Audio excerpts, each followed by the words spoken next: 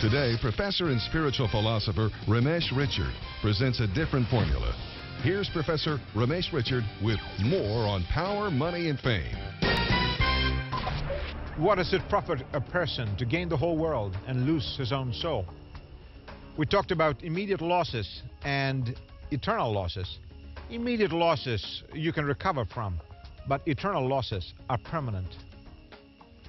A question is a good teaching tool because the very form of a question calls for you to say that either an affirmation or a negation is your response to it.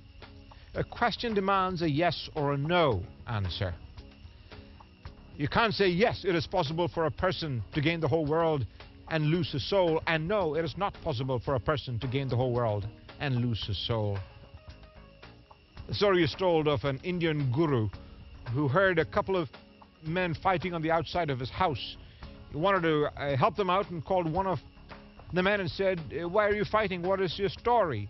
Heard him out and said, you're absolutely right. He called the other man in independently a little later and said, what is your side of the story? Heard him out and he said, you are absolutely right. The guru's wife, overhearing this finagling and attempt at peacemaking that was really politicking, confronted her husband and said, what do you mean? These two men are fighting outside. You tell both of them that they're absolutely right. And the guru, with a smirk on his face, looked at his wife and said, you too, dear, you are absolutely right. The form of a question asks you to say yes or no. Secondly, we have the function of a question. A question creates reflection. It's supposed to function in a way to create contemplation, to help you ponder, to pause. That's what we've been doing. You've been asking.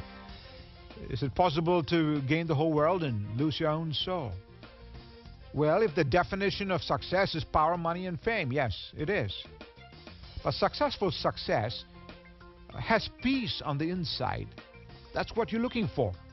Hope for the future, both this life and forever life. Joy in the middle of any circumstance that you may face. That's successful success. Forgiveness of everything that you've done wrong. Can you imagine that? That's successful success. Love that can never be shattered. Unconditional love. And very life itself.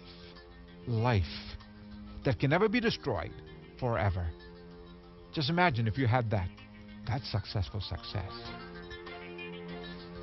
Winston Churchill, the great leader, said, men stumble on truth, and in a moment they get up and dust themselves off and keep going. I don't want you to do that. I want you to go beyond the reflection. The force of a question is something you need to consider too, because a question forces a decision, a personal decision, something that you must interact with and respond. When our children were younger, we used to play a game of if only you could take one thing out of a house, what would it be? And I would say to them, you know, I can't take just one thing. I've got to take 4 other things, meaning my wife and 3 children. I'll take my family out.